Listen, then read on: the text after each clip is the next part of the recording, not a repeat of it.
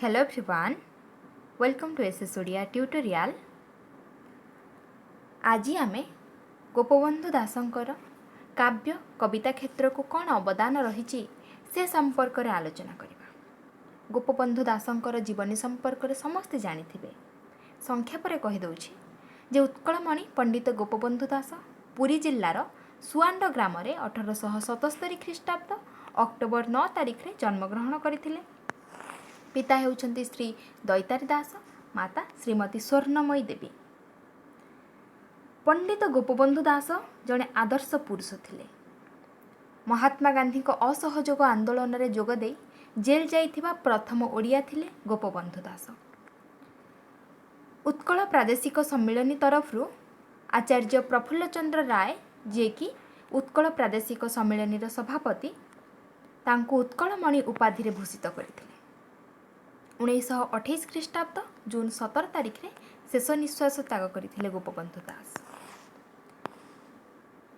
एकाधारे से थिले जड़े स्वाधीनता संग्रामी, राजनीतिज्ञ, देशसेवी, ता सहित से जड़े उच्चकोटीर साहित्यिक मध्य। तांको साहित्य रे उत्कलीय जातीयताबोध सहित महाभाषी जातीयता, विश्वप्रीति, विभुप्रीतिर संगम परिलक्षित होता है। तांको कविता गुड़िकर देखिले से साधारण मनुष्यर जीवन चित्र, ता सहित सेमानंकर समस्या एवं सही समस्या गुड़ी को किपरि समाधान करा जाय परिबो तार प्रयास मनुष्य को द्विपद पशुरु किपरि भाव में उत्तीर्ण करी आदर्श जीवनबोधर अनुप्राणित करिवार प्रयास मध्य तांको कविता गुड़िकर परिलक्षित होता है। देश और जसर उन्नति पाई आत्मबली और आत्म उत्सव हेउछि तांको कविता गुड़िकर मुख्य लक्ष्य। उन्नत चिंता चेतना सहित गभीर हृदयवत्ता तांको कविता सिद्धिर कारण। तांकर जो सृष्टि संभार रही देखा गले 6टी कवितार संश्लिष्ट बंदीर आत्मकथा, अवकाश चिंता, धर्मपद, कारा कविता, ब्रह्मतत्व बा नचिकेता उपाख्यान, गो महात्मा, ये 6 गोटी काव्य कविता। गोपबंधु जेतबेले स्कूल छात्र थिले से समय रे से कविता रचना आरंभ करथिले। अन्याय अविचार विरुद्ध रे प्रतिक्रिया को प्रकाश करी से समय रे शिक्षा विभागर सर्वोच्च अधिकारी थिले कविवर राधानाथ राय। गोपबंधु दास कौन करथिले तांको उद्देश्य रे एक समालोचना मूलक कविता रचना करथिले एवं परवर्ती समय रे दंडित मध्य होइथिले। स्वतंत्र उत्कल प्रदेशर गठन और भारतीय स्वाधीनता संग्राम रे नेतृत्व नेबा पई अग्रसर कराइथिला। तांकर जो व्यक्तित्व रहिथिला, तांकर जो सचेतन मनोवृत्ति रहिथिला एवं ता सहित विद्रोही व्यक्तित्व, सेति पई से जातीय संग्राम रे जोग देई कारावरण मध्य करथिले। जेतबेले निज जन्मभूमि ठारो दूर रे कारावास रे थाई से सेतबेले मध्य जाति भाई मानकर तांकर जो प्रेम रही ताकू निरवच्छिन्न भाव से जन्मभूमि प्रति, जाति भाई मानक प्रति विभिन्न कविता मान रचना करिसेंते।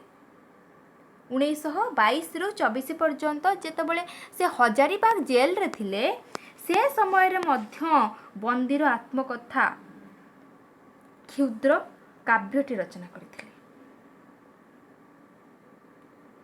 मातृभूमि उत्कलर दुर्दशा, जाति भाई मानकर निबिड़तार प्रथा तांको हृदय को किपरि आलोकित करुथिला ताहा सेथिरे से वर्णना करिसेंती।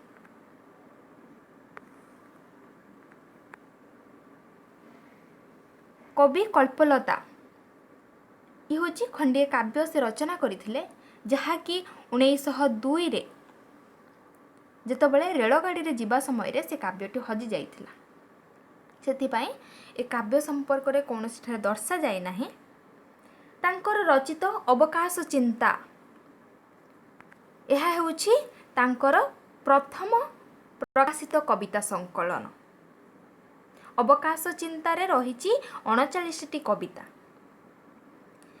अवकाश चिंता 94 पृष्ठार समाहार, 39टी कवितार संचयन। मात्र ताहा 1899 रे ओडिशा पेट्रियट प्रेस रु କର୍ତ୍ତବ୍ୟ ବୋଧିନୀ ସମିତିର ଏକ ବାର୍ଷିକ ଉତ୍ସବ ଉପଲକ୍ଷେ ଏହା ପ୍ରକାଶ ପାଇଥିଲା।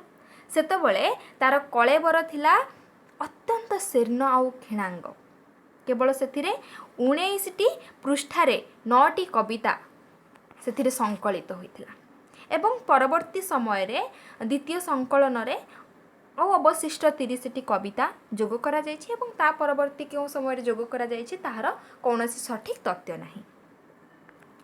ସେ ଯେଉଁ 9ଟି କବିତା ପ୍ରଥମ 1899ରେ ଓଡ଼ିଶା ପେଟ୍ରିଅଟ୍ ପ୍ରେସ୍ରୁ ପ୍ରକାଶ ପାଇଥିଲା। ସେ 9ଟି କବିତା ହେଉଛି କବିତା ଦେବୀ, କାଠଯୋଡ଼ିତିରେ ସାୟଙ୍କାଳ ପ୍ରଥମ, କାଠଯୋଡ଼ିତିରେ ସାୟଙ୍କାଳ ଦ୍ୱିତୀୟ, କାଠଯୋଡ଼ିତିରେ ଚନ୍ଦ୍ରାଲୋକ ନିଶୀଥ, ପଣ୍ଡିତ ହରିହର ଦାସ ଶର୍ମା, ମୋ ନାନୀ, ଚନ୍ଦ୍ର, କୋକିଳ, ଗ୍ରୀଷ୍ମେ ଖୁଣ୍ଟା ଗଛ।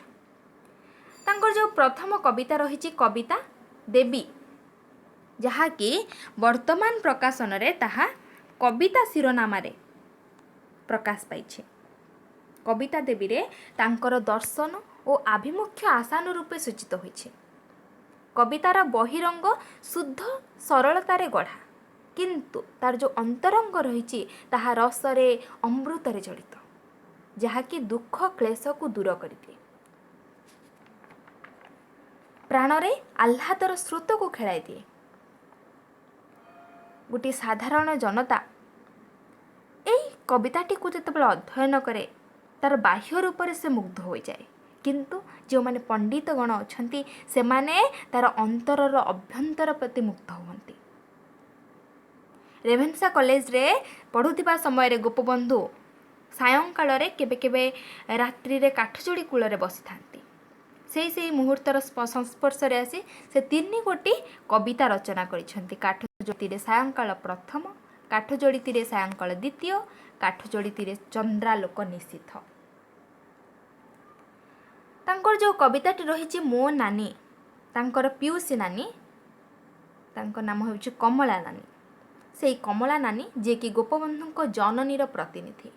ତାଙ୍କର ଜୀବନର ପୁଣ୍ୟ, ପାବିତ୍ର, ସ୍ନେହ, ତ୍ୟାଗ ପ୍ରଭୃତି ଗୁଣ ସମ୍ପର୍କରେ କବି ନାନ୍ଦୀଗାନ କରିଛନ୍ତି। ଯହିଁ ଥିଲେ ସ୍ମରୁଥିବି ନୀତି ନାନୀ ନାନୀ। ତାଙ୍କର ଆଉ ଗୋଟିଏ କବିତା ହେଉଛି ଚନ୍ଦ୍ର କବିତା। ଏହି ଚନ୍ଦ୍ର କବିତାଟି ଉତ୍କଳ ସାହିତ୍ୟ ଦ୍ୱିତୀୟ ଭାଗ 1305 ଅର୍ଥାତ୍ 1898ର ଆଷାଢ଼ 6 ସଂଖ୍ୟାରେ ପ୍ରକାଶ ପାଇଥିଲା।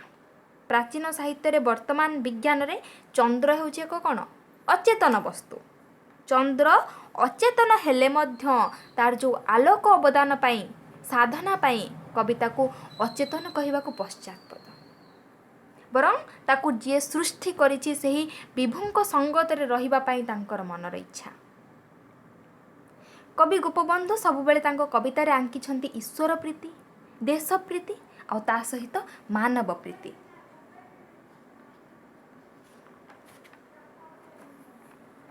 ତାଙ୍କର ଅବକାଶ ଚିନ୍ତାରେ ଯେଉଁ 39ଟି କବିତା ରହିଛି ଏଠାରେ ତାହା ଦର୍ଶାଯାଇଛି। ବନ୍ଦୀର ଆତ୍ମକଥା ପୂର୍ବରୁ ରଚିତ କେତେ ଗୁଡ଼ିଏ କବିତା ଯାହାକି ଅବକାଶ ଚିନ୍ତାରେ ପ୍ରକାଶ ପାଇଛି। ପ୍ରାଣର ଆବେଗ ଆଉ ଅନୁଭୂତି ଏଥିରେ ରୂପ ପାଇଛି।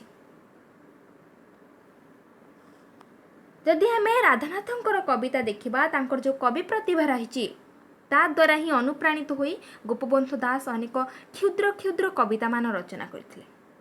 ପୁଣି ଆର୍ଯ୍ୟ ସମାଜର ପ୍ରତିଷ୍ଠା ପରେ ତାହା ଭାରତବର୍ଷରେ ପ୍ରଭାବ ବିସ୍ତାର କରି ଆର୍ଯ୍ୟ ଚେତନାର ଯେଉଁ ନବଜାଗରଣ ସୃଷ୍ଟି କରିଥିଲା ତାକୁ ହିଁ ଗୋପବନ୍ଧୁ କୀର୍ତ୍ତିମୟ ରୂପ ପ୍ରଦାନ କରିଛନ୍ତି ତାଙ୍କ ସୃଷ୍ଟିରେ।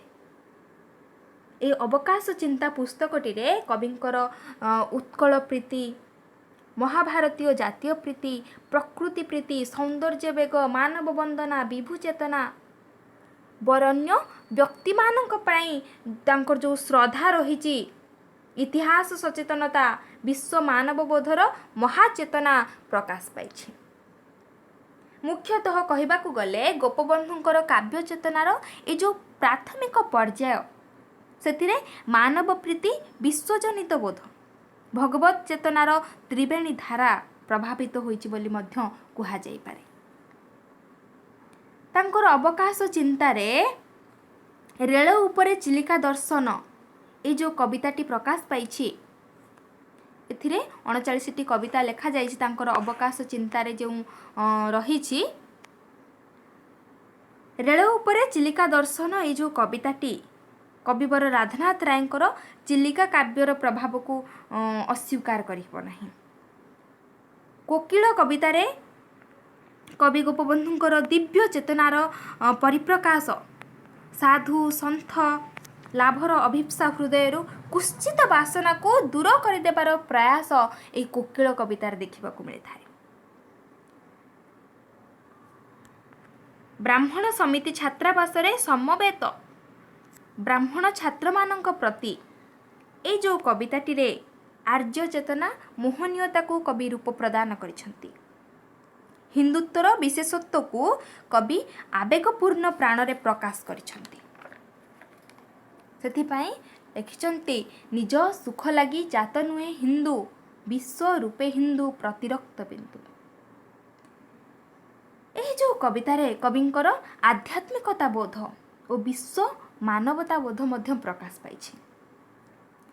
आमे जो पूर्वर कहले काठ जोड़ीती सायंकाल संध्यालोक दूर कवितारे गोपबंधुंकर विभिन्न कवितारे भार्गवी चित्रोत्पला महानदी सरस्वती आदि नदी मानकर संपर्कीय जीवन अनुचिंता रूप पाई। विंश शताब्दी प्रथम दिन में बारबाटी दर्शन यह कवितारे जातीयता बोध सहित धर्मीय भावनार परिप्रकाश घटी। कटकर शिला सेतु खंडगिरी शिखर रे उपेन्द्र भंज अतिबड़ी जगन्नाथ दास सारला दास जगन्नाथ दास अनंग भीमदेव आचार्य हरिहर प्रमुख गभीर भाव में उद्वेग करिछंती कवितांक लेखनी रे। गोटे कांकण गछ ए जो कविताटी रे प्रवृत्ति भितरे कवि स्वाधीनता बोधर अन्वेषण करिछंती। अनाथ कलिका यह कविता ग्रीष्मे थुंटा बरगछ शिवरात्रि आदि कविता गुड़िकरे कवि हृदयर गोटे गोटे सुंदर अभिव्यक्ति परिप्रकाशित। शिवरात्रि कवितारे कविंकर दार्शनिक भावचेतना रूपायन को लक्ष्य करा जाय थाए। कवि आवेगपूर्ण स्वर रे कहिसंती ए शिवरात्रि कवितारे जे दूर देवालये जीवा नाही प्रयोजन निज अभ्यंतर देख फेड़िन नयन हृदय कपिलासे तोर कहे प्रेम झर विजय करिछंती तही स्वयंभू शंकर। तांकर जो उपासना पाई शरीर और अंतर को शुद्ध करी विमल भक्ति रस्वरे विभोर हेबाकु हेबो बोली एठारे दर्शाइछंती। गोटे रात्रि उजागर होई शिव मंदिर रे जो दीप जालिबा ताहा प्रकृत शिव पूजा नुहे समग्र जीवन को गोटे शिवरात्रि रे परिणत करी संसारर अंधार से अंधार भितरे पथभ्रांत न हेबा हेउची कोन प्रकृत शिवरात्रि। ताहा ही मनीष को स्वर्ग पथर यात्री करे।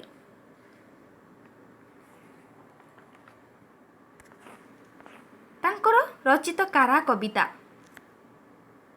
जेतबेले गोपबंधु दास असहयोग आंदोलन रे जोग देइथिले ब्रिटिश सरकार को द्वारा हजारीबाग जेल रे 1923 मसीहा जनवरी मासरू 1924 मसीहा जून पर्यंत कारारुद्ध होइथिले। से समय रे रचना करथिले बंदीर आत्मकथा दीर्घ कविता बा खंड काव्य सहित केते गुड़िए क्षुद्र कविता। से जो समस्त क्षुद्र कविता गुड़िक रही से गुड़िक कारा कवितार प्रकाश पाई। प्रश्न एहिपरि भाव आसुछि जे गोपबंधु दास जेतबेले बंदी जीवन यापन करुथिले सेतबेले केउं कविता गुड़िक रचना करथिले बंदीर आत्मकथा एवं कारा कविता। ये प्रश्न एनटीए प्रीवियस ईयर क्वेश्चन ने आसीथिला तो ये प्रश्न मन रखिथिबे। कारा कवितारे देखा गले कारा कवितारे 13 गोटी कविता रही। नित्यधाम नीलाचल व्यथित प्राणर अंतिम अश्रु काहीं अछ आहा चलीगले पितृपक्ष तर्पण ବନ୍ଦୀର ବିରହ ବ୍ୟଥା, ବନ୍ଦୀର ସାନ୍ଧ୍ୟ ଭକ୍ତି, ବନ୍ଦୀର ସ୍ୱଦେଶ ଚିନ୍ତା, ବନ୍ଦୀର ସନ୍ଧ୍ୟ ଭାବନା। କାରାରେ ଜଣେ ବନ୍ଧୁଙ୍କ ବିୟୋଗ ବାର୍ତ୍ତା ଶୁଣିବା ପରେ ଦେଖାଦିଅ ବାରେ ପ୍ରେମର କି ଏହି ପରିଣାମ ବିଶ୍ୱର ମିଳନ ଚିତ୍ର।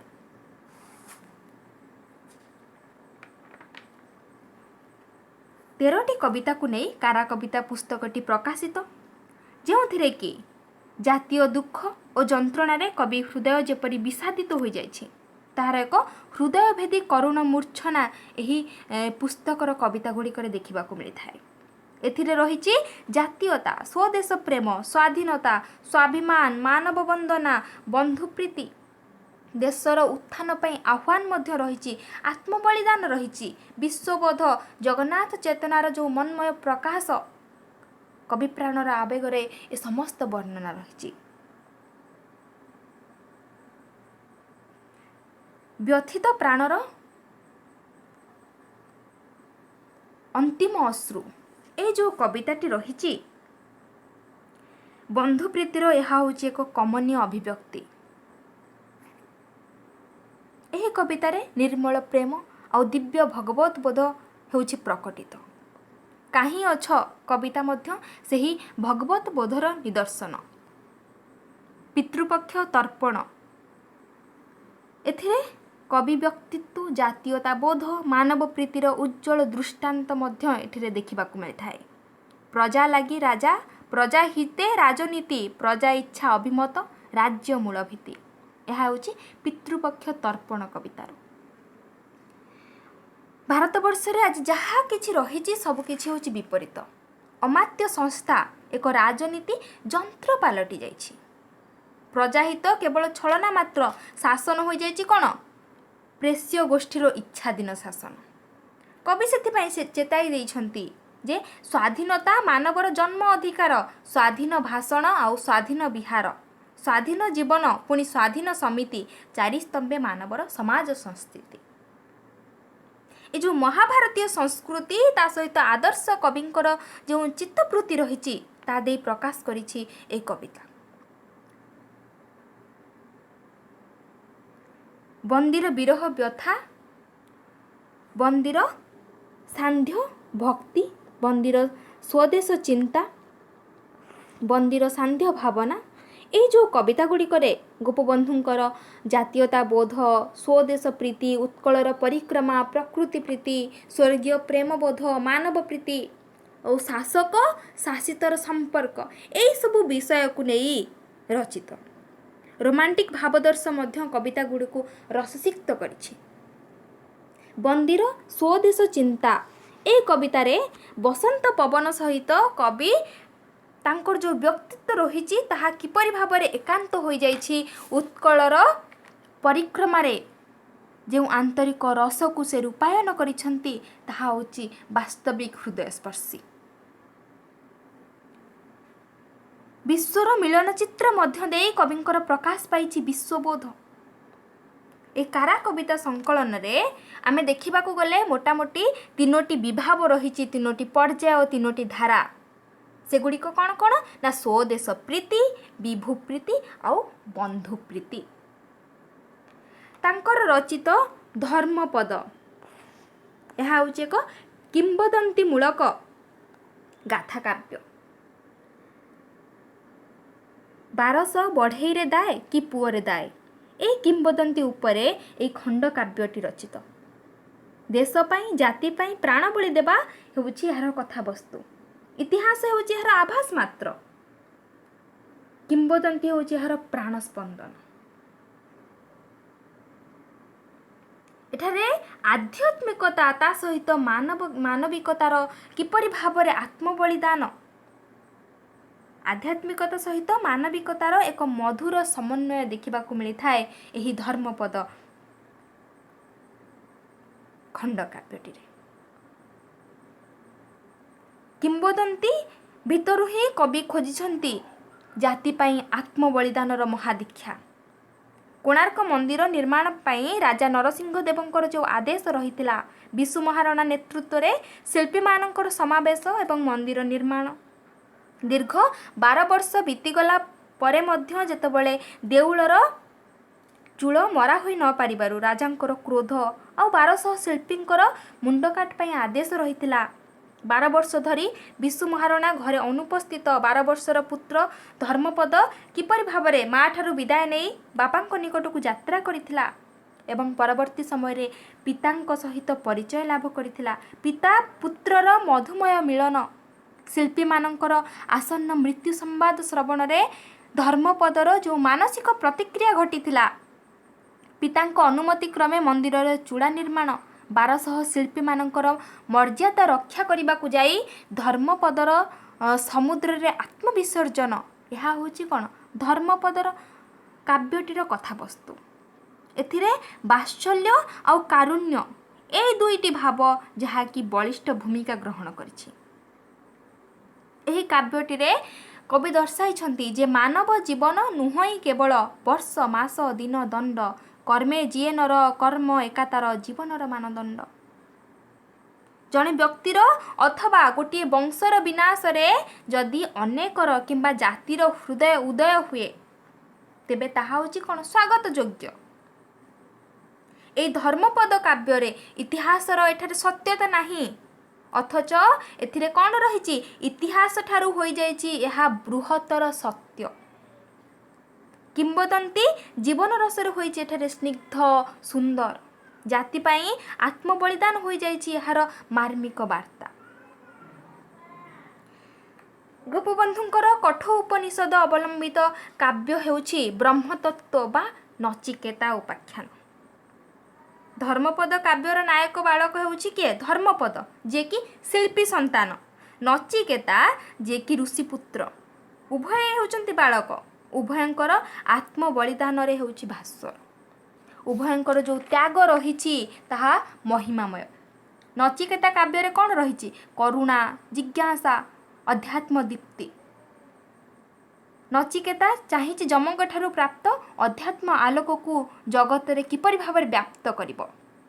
ଋଷି ବାଜଶ୍ରବାଙ୍କର ବୃଦ୍ଧ ଗାଭୀମାନଙ୍କୁ ଦାନ ଦେଉଥିବା ଘଟଣାରେ କୋମଳମତୀ ପୁତ୍ର ଯିଏକି ପିତାଙ୍କୁ ପ୍ରଶ୍ନ କରିଥିଲା ଯେ ଏଭଳି ଗୋଦାନେ ଅଛି କିବା ଉପକାର। ପୁନର୍ବାର ମଧ୍ୟ ସେ ପ୍ରଶ୍ନ କରିଥିଲା କାହା ଦାନ ଲାଗି ମୋତେ କଳ୍ପିଛ ଆପଣ। ଏହି ପ୍ରଶ୍ନ ଗୁଡ଼ିକରେ ଯେତେବେଳେ ଋଷି ବାଜଶ୍ରବା କ୍ରୋଧ ପ୍ରକାଶ କରିଥିଲେ ଯମକୁ ଦେବି ଏହି ଲାଗି ତୋତେ, ଯେତେବେଳେ ଉତ୍ତରରେ କହିଥିଲେ ମୁହୂର୍ତ୍ତକରେ ତାଙ୍କର ଯେଉଁ କ୍ରୋଧ, ସେଇ କ୍ରୋଧ ଘଟଣାକୁ କ'ଣ କରିଥିଲା ଭିନ୍ନ ମୋଡ଼ ଦେଇଥିଲା ବା ଭିନ୍ନ ମାର୍ଗରେ ନେଇଥିଲା। ନଚିକେତା ପିତାଙ୍କ ଆଦେଶ ପାଳନ କରିବାକୁ ଯାଇ ଦୃଢ଼ ସଂକଳ୍ପ ହୋଇଥିଲେ ଯେ ସେ ଏଥର ଯାଇଥିଲା କୁଆଡ଼େ ନା ଯମପୁରକୁ। 3 ଦିନ ଅନାହାର ରହିବା ପରେ ଯମଙ୍କ ସହିତ ଯେତେବେଳେ ସାକ୍ଷାତ ହେଲା ଯମ ତାଙ୍କୁ 3ଟି ବର ଦେବା ପାଇଁ କହିଥିଲେ। ନଚିକେତା ପ୍ରଥମେ ଯମଙ୍କ ଠାରୁ ବର ମାଗିନେଲେ ଯେ ସେ ମର୍ତ୍ତ୍ୟକୁ ଫେରିଗଲା ପରେ ତାଙ୍କର ପିତା ତାଙ୍କ ପ୍ରତି ଶ୍ରଦ୍ଧାଳୁ ହେବେ। ଦ୍ୱିତୀୟରେ ସେ ଅଗ୍ନିତତ୍ତ୍ୱ ସମ୍ପର୍କରେ ଜ୍ଞାନ ଲାଭ କରିବେ ଏବଂ ତାଙ୍କ ନାମରେ ନଚିକେତା ଅଗ୍ନି ବିଦିତ ହୋଇଛି ପରବର୍ତ୍ତୀ ସମୟରେ। ତୃତୀୟତଃ ସେ ଜାଣିବାକୁ ଚାହିଁଲେ ଯେ ପରଲୋକ ତତ୍ତ୍ୱ ସମ୍ପର୍କରେ। ମାତ୍ର ଯେତେବେଳେ ସେ ପରଲୋକ ତତ୍ତ୍ୱ ସମ୍ପର୍କରେ ଜାଣିବା ପାଇଁ ଚାହିଁଛନ୍ତି ଯମ ତାଙ୍କୁ ନାନା ପ୍ରଲୋଭନ ଦେଖାଇକି ଭୁଲାଇବା ପାଇଁ ଚେଷ୍ଟା କରିଛନ୍ତି, କିନ୍ତୁ ନଚିକେତା କୌଣସି ପ୍ରଲୋଭନରେ ଭୁଲି ନାହାନ୍ତି।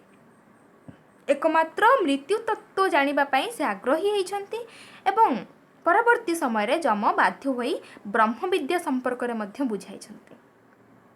ଶ୍ରେୟ ଓ ପ୍ରେୟ, ବିଦ୍ୟା ଅବିଦ୍ୟାର ଏହି ଯେଉଁ ତୁଳନାତ୍ମକ ବିଚାରକୁ ଦର୍ଶାଇକି ସେ ବୁଝାଇଛନ୍ତି ଆତ୍ମା ତତ୍ତ୍ୱ ସମ୍ପର୍କରେ।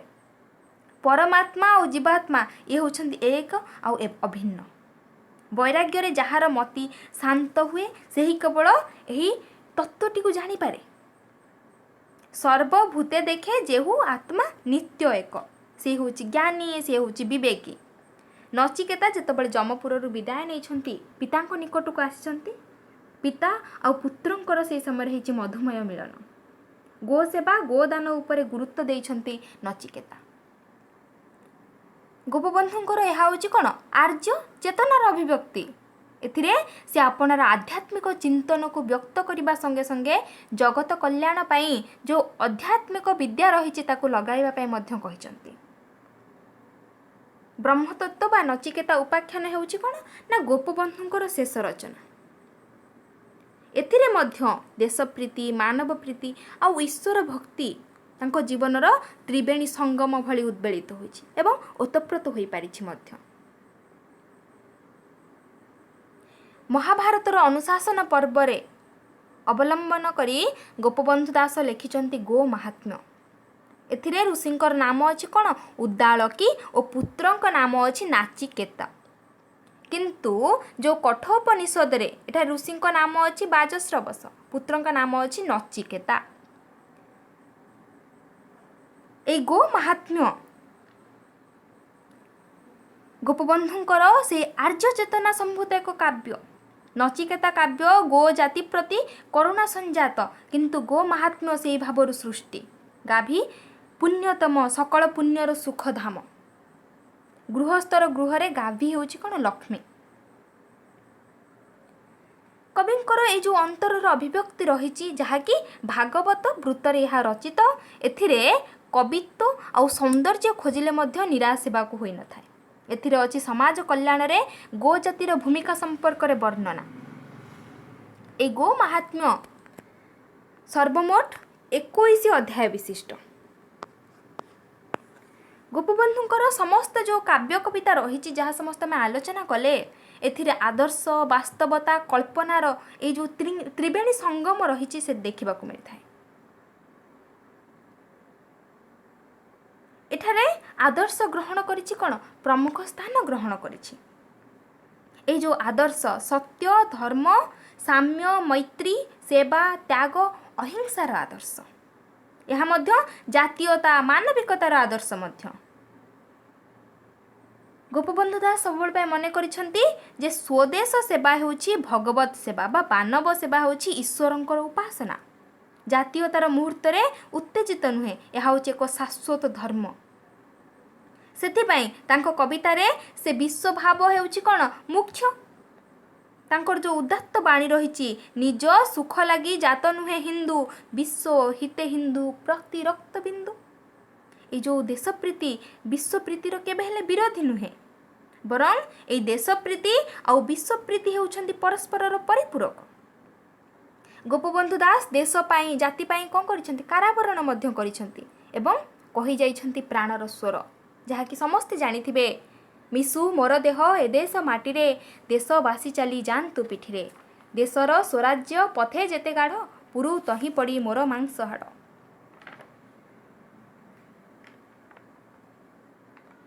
तेणु कहबाको गले सकल मनीष समान विवेचित हो जाइछंती गोपबंधुंक पाखरे। गोपबंधुंकर कविता पाई कविता लेखु नथिले, जीवन पाई देश जाति पाई से लेखुथिले कविता। तांकर कवितार उद्देश्य मध्य प्रणोदित नांदनिक मूल्यबोध। तेणु एठारे कौन है ना ह्रास पाई।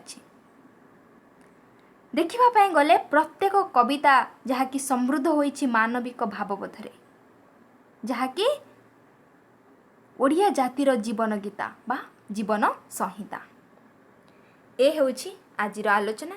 गोपबंधु दासंकर काव्य कविता जगत को कौन अवदान रही ए संपर्क रे आपणको आजिर आलोचना किपरि लागिला निश्चय आपणक मतामत कमेंट बॉक्स रे जणांतु।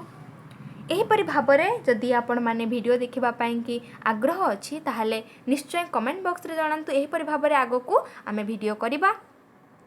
जदि वर्तमान पर्यंत वीडियोटी को लाइक करि नाहंती प्रथमे लाइक करंतु, निज सांगसाथी मानक सह शेयर करंतु एवं चैनल टी को सब्सक्राइब करंतु। Thank you.